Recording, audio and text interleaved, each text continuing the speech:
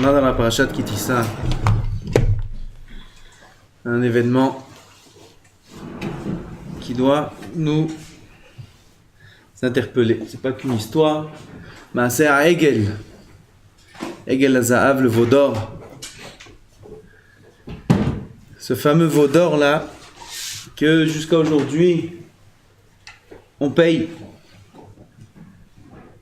Kadosh Baruch Hu a voulu anéantir tout Am Israël. Moshe Rabbeinu, Alav Shalom, il s'est tenu Peretz. Il s'est tenu comme une muraille pour sauver Am Israël de la destruction. Mais Kadosh Baruch Hu, il n'a pas renoncé à la punition. Il a dit d'accord, je ne punis pas, mais il n'y aura pas une génération jusqu'à la fin des temps qui ne va pas payer pour le Hegel. Toutes les générations vont payer. Jusqu'à aujourd'hui, on paye pour le Hegel. La faute du veau d'or. C'est un écouta qui dit le Sirot Moussa. C'est une écouta qui fait un petit peu peur. Qui doit faire peur. Parce qu'on doit y penser. Et on doit savoir que ça existe. Et on voit autour de nous aussi que ça existe, cette chose-là. Cette Nekuda. Et que personne n'est épargné de ce danger-là. Et j'explique. Am Israël, avant la faute du Hegel, était au plus haut niveau que le juif peut arriver. Ils sont sortis de même tête Shari Tum'a, ils sont arrivés au même tête Shari Kedusha. Et quand Moshe Rabbeinu, il devait descendre avec les Luchot, on devait revenir à l'état initial de Adam Arishon. Le tikkun était terminé, le scénario est fini, on est sorti d'Égypte, Akadosh Baruch Hu donne la Torah, on a réparé tous les kilkulim, comment on dit, les dégâts qu'a causé Adam Arishon pendant les 130 ans où il n'était pas avec sa femme. Et là-bas, il y avait beaucoup de choses qui ont été créées, des neshamot, non neshamot de Am Israël. Pendant ces 130 ans-là, il fallait revenir dans le dor du déluge, de Noach, ensuite Dor HaPlaga, ensuite il fallait revenir en Égypte. En Égypte, on a terminé le tikkun, Kadosh Baruch Hu nous a choisi comme peuple, il nous donne la Torah, tout est terminé. On doit revenir à l'état initial de Adam Arishon, ça veut dire qu'on est juste à 1 millimètre de la fin. Au plus haut niveau que Am Israël peut arriver. Il a entendu de ses oreilles Anochi Hashem Elokecha. Shifra, elle a vu à la Yam ce que Yechezkel ben Bouzi, il n'a pas vu. Tous les cieux se sont ouverts, comme on en a parlé déjà plusieurs fois. En un instant, Am Israël, il est passé du plus haut des niveaux à la plus grave de toutes les avérotes de la Torah, qui est Avodah Zarah. Et ça, c'est pas normal. C'est pas normal, parce que la Gemara a dit que le Yetzer Hara, il travaille pas de cette façon, la Gemara dans Shabbat. Elle dit le Yetzer Hara, il travaille doucement, doucement. Hayom, Omer lo Hasekar, demain Hasekar, celui qui est coléreux, qui soit à tes yeux comme quelqu'un qui fait Avodah Zarah. Pourquoi? Celui qui est coléreux, il fait Avodah Zarah. À part le sens kabbalistique qu'il y a là-bas. Celui qui est en colère, il fait pas Avodah Zarah. Il crie. Aujourd'hui, il crie. Demain, il va crier plus. Après-demain, il va lever la main. Et après, il va aller encore en état de plus, et plus, et plus, et plus, jusqu'à qu'à la fin, il va devenir en fait Avodah Zarah. C'est comme ça qu'il travaille le Yetzer Hara. Le Yetzer Hara, il gratte petit à petit sans que l'homme s'en rende compte. Ça, on sait. Alors, comment c'est possible qu'il passe toutes les étapes d'un coup, Am Israël, du plus haut niveau au plus bas niveau qui existe, en un instant? Donc on voit qu'il y a un autre mode de fonctionnement du Yetzer Hara. Un homme, il peut tout perdre en un instant. Comment ça marche? A priori, nous, ça ne nous parle pas, ça. Demain, on a un rachage de ne pas faire Shabbat. Quelqu'un parmi nous, il a une avamina. Que Shabbat qui va venir, il ne va pas faire Shabbat. Qui c'est une avamina pareil? On peut, chas v'shalom, dès qu'on ne doit pas faire confiance en soi-même, altamin b'atzmecha diomotra. On ne sait pas ce qu'il peut y avoir dans 10 ans, dans 20 ans, il faut être toujours sur ses gardes. Le Yetzirah, il est très fort, il peut faire descendre l'homme jusqu'en bas. Le plus grand qu'il soit. Et il y a déjà eu des histoires comme ça, et jusqu'à aujourd'hui on en voit encore. Le plus haut qu'il soit, il peut le faire descendre au plus bas. Mais pas du jour au lendemain. Ça prend du temps, il y a un processus. Qu'est-ce qui s'est passé dans la faute du veau d'or? Makara. Il dit Tzirot Moussar alav shalom. Il y a écrit Vayar Aram ki boshesh Moshe laredet minahar. Le peuple il a vu que boshesh Moshe ça veut dire il tarde. Moshe tarde à descendre de la montagne. Et tout de suite ils sont venus vers Aaron. Ils ont dit Moshe Rabbeinu, on ne sait pas ce qui lui est arrivé. Fais-nous un veau d'or. Et ils ont commencé à faire le veau d'or. Mais c'est pas Stam le veau d'or. C'est le veau d'or ils ont fait là-bas. C'était la Efkerou total, comme on dit en français. Comment on dit? C'était znoud, c'était tout il y avait là-bas. C'était la fête, la haïda, ils ont fait, voilà, la haïda. On dit en français la haïda. Moshe Rabbeinu, il est descendu, il a entendu des voix d'hommes, de femmes, la fête, ça buvait, ça.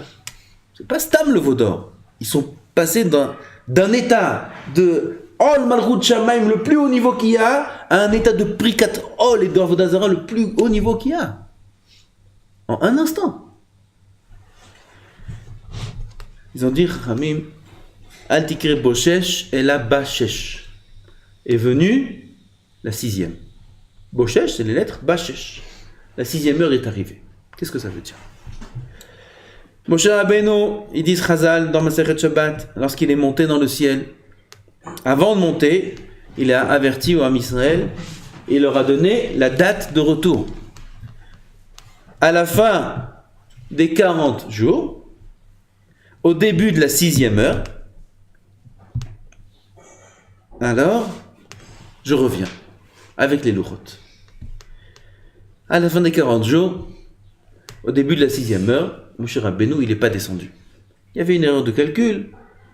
Le jour où il est monté, il ne comptait pas. Il fallait compter à partir de la nuit.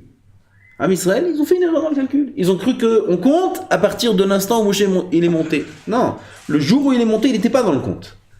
On commence à compter à partir de la nuit où il est monté. Donc il y a un décalage de 6 heures. Le Satan, il a profité de cette erreur. Alors, c'est une erreur, ça arrive, c'est pas grave.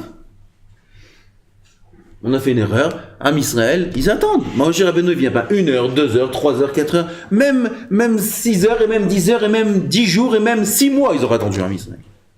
On est ma'aminim, b'nei ma'aminim. Il n'y a pas de problème. Seulement le Satan, il profite des brèches. Il profite des erreurs. Qu'est-ce qu'il a fait le Satan? Il est venu au début de la 6e heure. Et il leur a dit, le Satan, d'abord avant de venir, il a fait toute une ambiance. Il a fait noircir tout le ciel. Tout est devenu sombre, en pleine journée. C'est le début de la journée. C'est le matin. Tout devient sombre. Hanan, Varafel, on voit le brouillard et les nuages qui sont mélangés. Tu vois en bas des nuages, en haut du brouillard, une ambiance qui faisait très peur. On dirait un film d'horreur. Avdil. Un film d'horreur. Putain, tout est noir, tout est bizarre. Il a mélangé le monde, comme ça c'est écrit dans la Gemara. Il a montré tout noir, tout mélangé. Et il leur a dit, le Satan, Moshe Rabchem, Echanu. Où il est Moshe, votre maître? Où il est? Ham Israël, ils ont répondu, il est monté dans le ciel. Amar lahem Bashesh. C'est ça, Boshesh. Bashesh.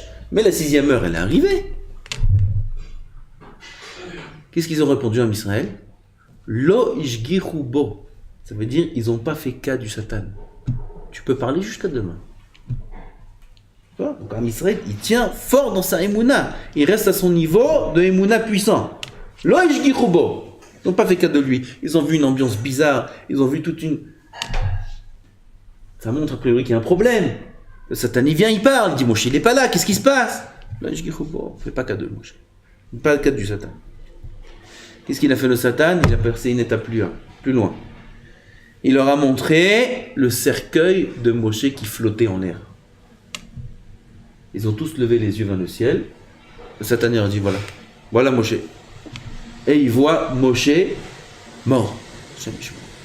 Satan, il a des kélim, il a des moyens pour faire fauter Am Israël. Pour nous, il n'a pas besoin d'utiliser des moyens comme ça. Nous, c'est facile pour lui. Mais pour Am Israël, à un niveau pareil, il faut qu'il utilise des moyens qui sont plus sophistiqués, des illusions. Des illusions où tout le monde y devient noir en pleine journée. Des illusions où on voit le cercueil de Moshe flotter en l'air. La Gemara a dit, ils ont vu ça en Israël. Ils sont partis voir Aaron. Ils ont dit, il nous faut un intermédiaire, il nous faut un Dieu. Allez, on ne sait pas Moshe ce qui s'est arrivé, ce qui s'est passé avec lui. Fais-nous le veau d'or. Voilà l'étape intermédiaire qu'il y a eu entre le plus haut niveau de Am Israël et le plus bas niveau. Cette étape intermédiaire là où ils ont vu le cercueil de Moshe comme si qu'il était mort. Qu'est-ce que ça a causé chez eux? Ça a causé chez eux une baisse de tension. Toute l'émotion qu'il y avait pendant tous ces jours-là, où un homme il était le plus haut des niveaux, il a vu les miracles, il a entendu la voix d'Hachem, il a vu tous les nissim de Matan Torah, il a vu les cieux qui s'ouvrent, il est le plus haut niveau du monde, et on attend Moshe pour arriver à la dernière étape, la cerise sur le gâteau, et Moshe il est mort. Alors qu'est-ce qu'on fait? Mais alors tout est tombé à l'eau. Et là, le moral de tout le monde, il est tombé à zéro. Il y a eu un effondrement à l'intérieur. Une yérida à l'intérieur, du plus haut des niveaux au plus bas des niveaux. Comme si que tout s'efface, tout s'écroule. Cette panique-là, qui les a pris en un instant, ce moment de panique-là, il en a profité le Satan pour les faire tomber le plus bas possible. C'est un manque de rabotaïs, c'est autre chose de savoir ça. Le Satan, il peut faire tomber quelqu'un.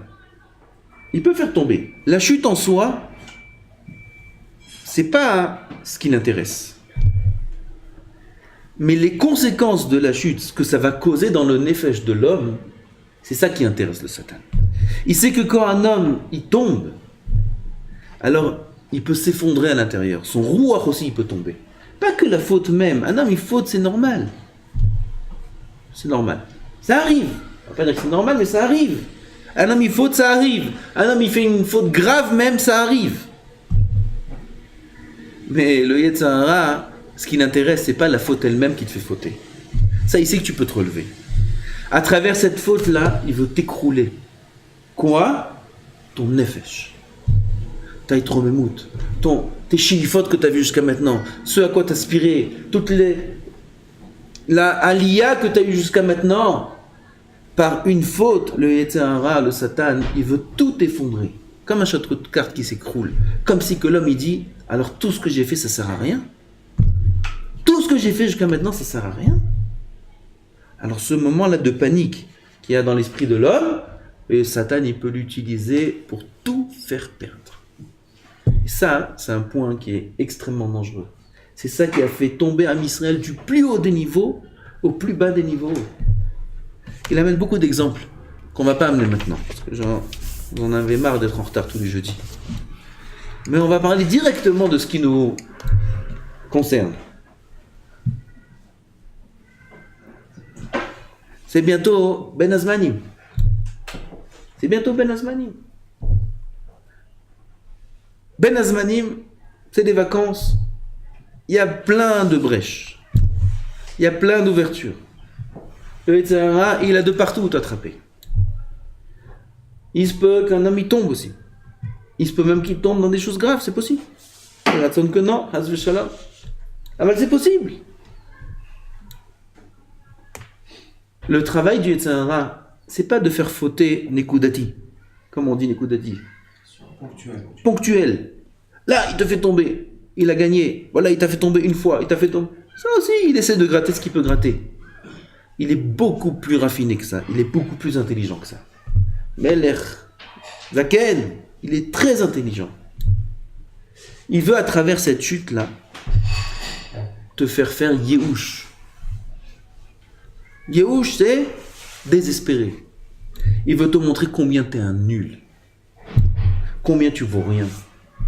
Regarde, après tant de temps de yeshiva ou d'efforts que tu as fait, peu importe, en yeshiva, pas en yeshiva, ça ne concerne pas que les bachur yeshiva, ce que je dis. Mais après tellement d'efforts que tu as fait, tu es encore capable de faire une chose pareille.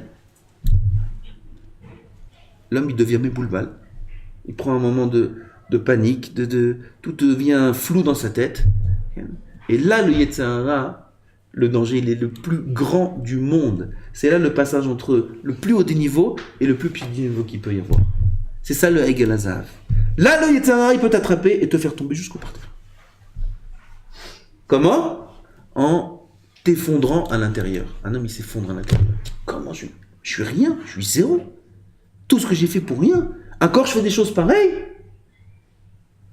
Et là, l'homme, il est à 2 doigts de tomber dans le ravin. Et dire, si c'est comme ça, alors. Il désespère, il baisse les bras, et là, il est ouvert à toutes les avérotes du monde. Pas parce qu'il veut les faire, pas parce qu'il se rebelle contre Hachem. On voit parfois des gens qui tombent de très haut à très bas, sur des bachur yeshivot, des avrichim, des rabbanim. On entend aussi des choses, des histoires comme ça. Des rabbanim qui tombent. D'où ça vient ? Ils se rebellent contre Hachem, ils veulent tout jeter de la Torah, ils en ont marre, ça y est, à Tfila, toujours 7h environ, on va faire la grasse matinée. Chas v'shalom. Chas v'shalom. Elle a le Yetzer Hara, il a réussi à les gonfler. Et après, avec une petite aiguille, il vient, il fait un petit paf. Il perce tout le ballon. Et l'homme, il voit, il s'est gonflé avec des dimionotes. C'est peut-être une erreur qu'il a fait aussi dans sa aliyah. Il s'est gonflé des dimionotes. Il a cru, Pitom, il descend à un niveau bas, d'un coup, mais ça, c'est pas grave, ça. Ça, tu peux te relever, c'est pas grave. T'es tombé, tu peux te relever. Même t'es tombé au fond du trou, tu peux te relever, c'est pas un problème, ça. Il y a la tchouva. Mais la chute a fait tellement mal qu'il est KO. KO, ça veut dire il est allongé par terre, il bouge plus. On compte 1, 2, 3, 4, 5, 1. Bon, ça y est. KO. Il ne peut plus se relever. La chute, elle lui a fait tellement mal qu'il ne peut plus se relever. Et ça, c'est ce qui veut gagner les Yetzer Hara. 2 exemples, je vous donne. C'est le Rav qui les donne. Il y a écrit sur Shlomo HaMelech. Chaque fois que je parle de ça, j'ai des frissons. Tellement que c'est dur à comprendre une chose pareille. Shlomo HaMelech, regardez où il était et qu'est-ce qu'il est devenu. Je ne crois pas que dans l'histoire de l'univers, il y a un décalage aussi grand. Shlomo HaMelech, la Gemara a dit il était roi du monde. La Gemara demande il y avait 3 rois du monde. Shlomo HaMelech aussi il était roi du monde. Pourquoi tu ne le mentionnes pas ? Non, Shlomo HaMelech c'est différent. Milta Harina, il y avait autre chose chez lui. Il était roi aussi des Shedim. Il était roi des anges, il était roi. Chez Nehemar, qu'est-ce qu'il y a écrit dans le pasouk ? Si c'est pas écrit, on n'a pas le droit de dire un pasouk pareil. Vayeshev Shelomo al Kiseh Hashem. Ça me demande ce pasouk là. Shlomo HaMelech, il était assis sur le trône d'Hachem. Il n'était pas roi Stam, c'était pas que le roi du monde, le roi du globe terrestre. Shlomo HaMelech, pas que ça. Il était roi aussi sur les mondes supérieurs. Il était d'une intelligence incroyable. Les Midrashim là-bas, ça rend fou ces Midrashim là. Où tous les rois du monde, ils venaient écouter les Chochmot de Shlomo HaMelech. Tous les rois du monde, ils venaient juste pour entendre les sagesses qui sortaient de la bouche de Shlomo HaMelech.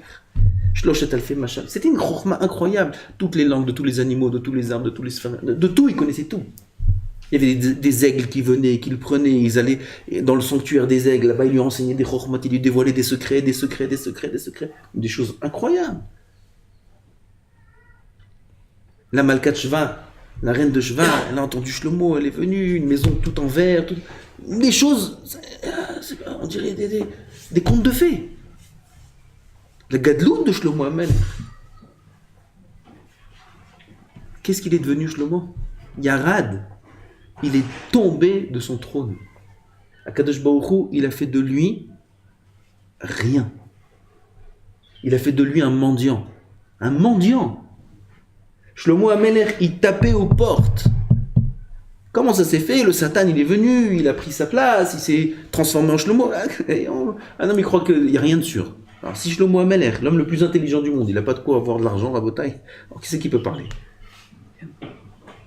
Qui c'est qui peut parler? Je dis aux élèves. Les hommes me disent, moi, j'ai des idées, j'ai des projets, j'ai des idées. T'as des idées? Shlomo Amelech, tu sais les idées qu'il avait? Tu sais les projets qu'il avait? L'homme le plus intelligent du monde. Il connaît toutes les langues. Il sait savoir qui va vivre, qui va mourir. Il peut ouvrir un bureau de prophétie. Tu viens devant lui. Kabbalat Kal. Tu veux, donne-moi 50 shekels, je te dis tout ton avenir. Il amène 2 oiseaux, 3 pigeons, 3 trucs, et ils entendent qu'est-ce qu'ils disent. Ils savent toute sa vie, ce qui va lui arriver. Il y a des projets, t'as des projets comme ça, toi? T'as des idées comme ça? Qu'est-ce qu'il y a des idées comme ça? Ça, c'est des idées 1000%. Aujourd'hui, un qui sait une chose pareille, il devient archi-milliardaire, il devient. Le monde entier va venir chez lui. Shlomo Amelech, il avait ça, plus encore 1 milliard de chokhmot en plus. Il est devenu mendiant. Il tapait aux portes des gens pour demander du pain. Les gens, ils ouvraient, qui vous êtes? Je suis Shlomo Amelech Yerushalayim. Les gens lui claquaient la porte au visage. Espèce de fou. Espèce de menteur. Tu te prends pour Shlomo, t'as pas honte? Un fou? Et hop, il lui claque la porte au visage. Et Shlomo Amelech, il tourne. Même du pain, il ne pouvait pas recevoir. Pour un homme, d'un niveau pareil, descendre aussi bas, comment un homme, il peut supporter le choc? Comment un homme, il peut supporter le choc? Des gens, ils avaient 2 milliards, ils ont perdu 1 milliard, il leur reste 1 milliard, ils se sont suicidés. Pourquoi? La chute, elle est trop grande. De 2 milliards à 1 milliard, c'est pas possible. Ils ont mis fin à leur vie. Et ceux qui n'ont pas mis fin à leur vie, ils peuvent plus sourire. Ils peuvent plus rigoler. Mais qu'est-ce que t'as? T'as 1 milliard encore. Okay, j'avais 2 milliards. J'avais 10 milliards. Il lui reste 10 millions. La chute, elle est énorme. 10 milliards, 10 millions, c'est énorme. Il peut plus rigoler. Shlomo Amelech, il avait tout, il n'a plus rien. Qu'est-ce que la Gemara a dit sur lui? Levasof lo malach ela al maklo. À la fin, Shlomo Amelech, il a régné sur son bâton. Qu'est-ce que ça veut dire ça? Il a régné sur son bâton. Il n'avait rien. Ça veut dire quoi? Quelqu'un, il est roi sur son bâton. On peut être roi sur ses chaussures. Là, je suis roi de la table. Voilà. Donnez-moi une couronne. Ah, il a régné sur son bâton. Ma pérouche. Il y a quelque chose de très profond ici, Rabotai. Shlomo Amelech, il sait qu'il est en danger. La chute, elle est trop grande. Le choc, il est trop fort. Il y a un vide qui se crée à l'intérieur du nefesh de l'homme. Comment on dit le nefesh? De l'âme, de l'intérieur, de la personnalité. Il y a un creux, un vide trop grand qui se fait d'un coup. Pour combler ce vide, soit il met fin à sa vie, soit il va trouver tout de suite des plaisirs qui sont immédiats. Ce qui veut dire jeter la kippa, jeter les tzitzit, jeter le chapeau, jeter tout, et aller faire la fête. Ça, c'est la seule chose qui peut combler le vide immédiatement qui est dans l'homme. Shlomo Amelech, il sait qu'il est en danger très grand. Il dit, Chas v'shalom, je suis Melech. Ani Melech. Je suis roi. De quoi t'es roi? Voilà, j'ai un bâton. Je suis roi. Vous croyez que c'est un jeu? C'est pour pas baisser c'est pour garder l'équilibre dans la chute. Ani Melech. Voilà. Ani Kroveh Arsham, le roi c'est mon serviteur. Le bâton c'est mon serviteur. Je suis le roi de mon bâton. Chas v'shalom. Je ne perds pas de mon roi.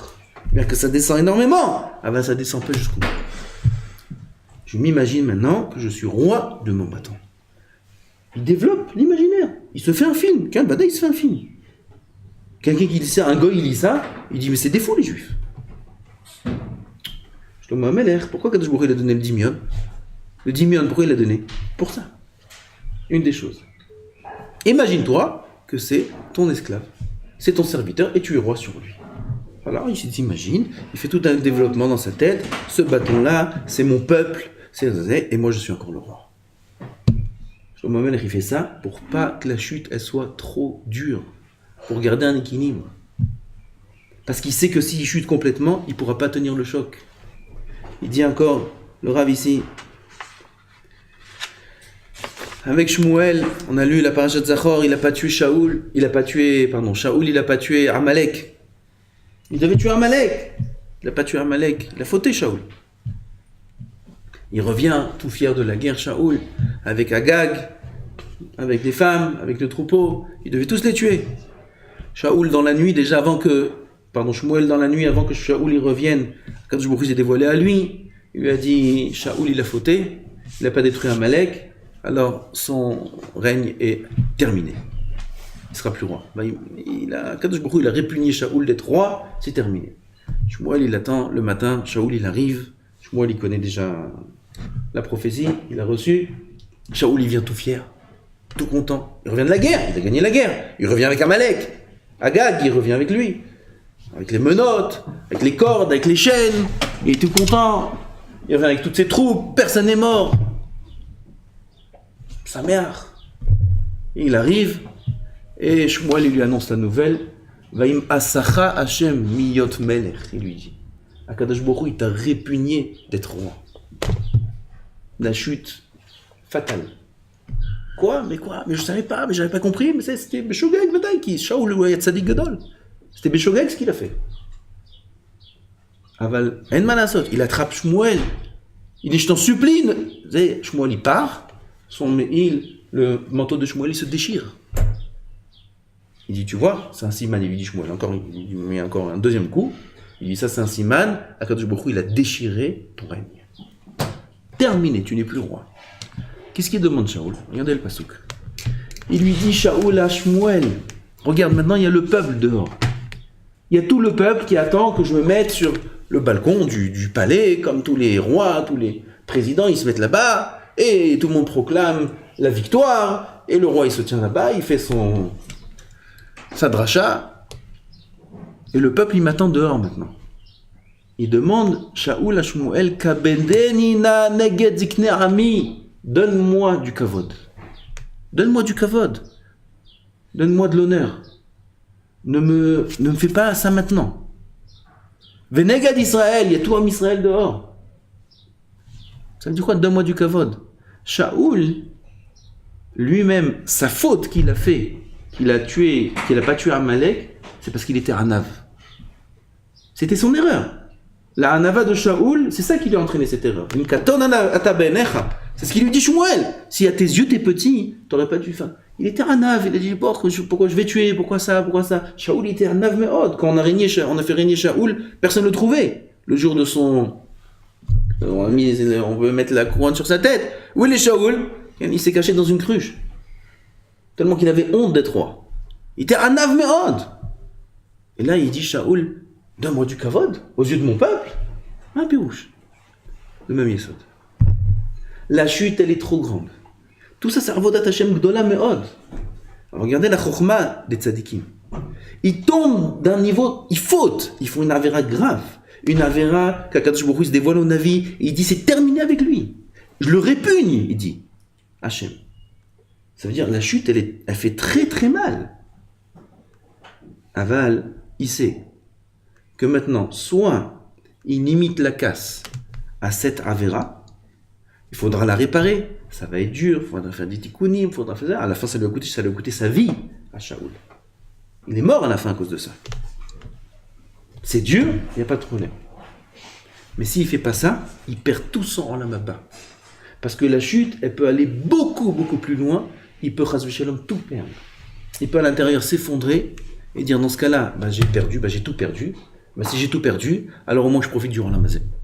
Si le olam haba c'est fini, au moins le olam hazé. Et il se lâche complètement. Et ça, c'est la grande kavana du Satan, du Yetzer Hara. Pas de le faire tomber dans le fait de ne pas avoir tué Amalek. C'est une avéra grave, il a perdu son règne. Nachon. Le Satan, il ne s'arrête pas là. Il dit, je vais lui faire perdre son olam haba aussi, je vais lui faire. Pas que son règne. Son règne, c'est dans l'olam hazé. C'est encore 50 ans, 60 ans. Même pas, il n'a pas vécu longtemps, Shaoul. Son olam haba, je vais lui faire perdre. Ça, c'est le travail du Yetzer Hara. Et Shaoul, par sa grande tzidkout et sa grande avodat Hashem, à ce moment-là, il demande du kavod. Le kavod qu'il a demandé, l'honneur qu'il a demandé, c'est avodat Hashem. C'est pour pas tomber trop bas. Il dit, donne-moi ce kavod-là, au moins, je stabilise ma chute. Et il lui a accordé ça, Shmuel. Il est sorti Shaoul comme un grand vainqueur et tout le peuple a proclamé sa victoire, etc., etc. Il savait qu'il est fini, il savait qu'il n'est plus roi à l'intérieur, mais s'il prenait pas maintenant ce kavod-là, sa chute elle aurait été trop forte, il n'aurait pas supporté le choc et Chas v'Shalom sur la Mabba aussi, il aurait perdu. En quoi ça nous concerne? Et le Tzahara, il travaille dur avec nous. Il travaille très dur. Et parfois, Chas v'Shalom, il y arrive. Il fait tomber. Surtout Ben Azmanim, comme on a dit, pendant les vacances, il fait tomber. Chas v'Shalom, qu'un homme, il perde l'espoir, qu'il perde son rouach, il a tellement travaillé pendant tout ce zman, pendant ces mois de yeshiva, pour certains pendant des années d'yeshiva. Le Yetzer Hara, il ne veut pas juste te faire tomber maintenant. Le Yetzer Hara, il va faire tomber tout ton rouach, tout ton nefesh, tout ta ital, tout ce que tu te considères comme étant un petit peu un Oved Hashem, tout ça, il veut t'effacer, il veut raser tout ça. Comment? En te faisant tomber en une avéra. Même s'il te fait tomber bas. À travers ça, il ne cherche pas que à te faire tomber ici, c'est tout. Il veut tout effacer. Chas v'Shalom, qu'un homme, même s'il tombe, il perd l'espoir et qu'il se dise, bah voilà, si c'est comme ça, alors tout ce que j'ai fait, il y en a beaucoup comme ça à Bretagne, beaucoup. Ils disent, c'est comme ça, voilà, je vois tout ce que j'ai fait, ça sert à rien, voilà, je suis sorti de la yeshiva, il y en a plein, ils parlent comme ça, je suis sorti de la yeshiva, en un mois, 2 mois, voilà, je suis tombé, j'ai tout lâché. S'il a tout lâché, c'est lui qui est fautif qu'il a tout lâché. Parce qu'un homme qui tombe, c'est normal, c'est naturel. Il n'y a pas un tzaddik qui ne faute pas. Et même si un homme il tombe bas, il est fautif, pas fautif, peu importe. Même s'il est tombé très très bas, le plus bas possible il est tombé, c'est pas grave. En bas du puits, il y a des coussins. Tu tombes, ça fait mal, ok. On se relève. Sur le côté du puits, il y a une échelle. Ah, il faut remonter 1 kilomètre. Bon, on remonte 1 kilomètre. Ah, c'est dur, c'est pas grave, mais on remonte. On peut remonter. Le Yetzer Hara, lui, il veut laisser l'homme au fond du puits. Jusqu'à la fin de sa vie. Et lui faire perdre, pas que l'or lamasé, comme l'or lamabar. Et ça, c'est le secret de la faute du Ha'eg al-Azav, ce qui nous dévoile le Rav Sichot Moussa. Ils étaient dans le plus haut niveau, ils sont tombés dans le plus bas des niveaux. Par quoi? Par ce changement d'état qui était soudain, qui était d'un coup. Tout d'un coup, Moshe. Quoi, Moshe, il est mort?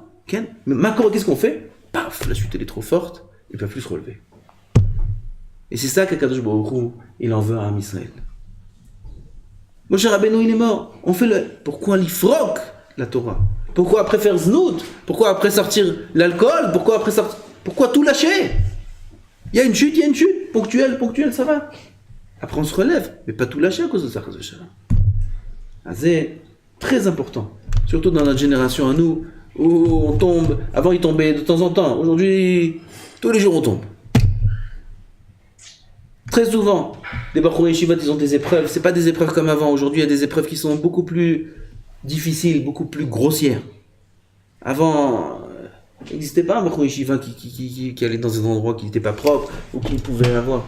Bon bref, on va pas commencer à parler de tous les détails, ça n'existait pas. Aujourd'hui dans les Yeshivot, c'est devenu très fréquent. Avec tous les téléphones, avec tous les internets, avec toutes ces choses-là. Comme Bachorei Yeshiva, il voit du znout, c'est monnaie courante. Marminan. Le Yetzer Hara, il sait comment attraper ça. Cette chute-là, il veut lui faire sortir du Beth Midrash. Il veut le faire sortir du clan Israël, il veut le faire sortir. Chas v'Shalom. C'est fréquent, il y a plus de Touma, il y a plus de... D'accord, c'est pas grave. Et ben on se relève. Ben Azmanim est terminé, on revient à l'Yeshiva. Et ben on remonte l'échelle, ça va prendre encore 1 semaine, encore 2 semaines. On remonte l'échelle et on revient Bezat Hashem facilement à l'état initial et plus encore. Alors Chas v'Shalom, pas jamais faire Yehush. Comme on a vu l'exemple de ces grands tzadikim, Shlomo HaMelech, plus grand que lui, Shaoul HaMelech, qu'ils ont cherché des moyens qui sont des moyens très très recherchés pour limiter la casse. Shem Yizakenu Yatzilenu Mikol Davar Ra. Baruch Adonai Le'olam. Amen.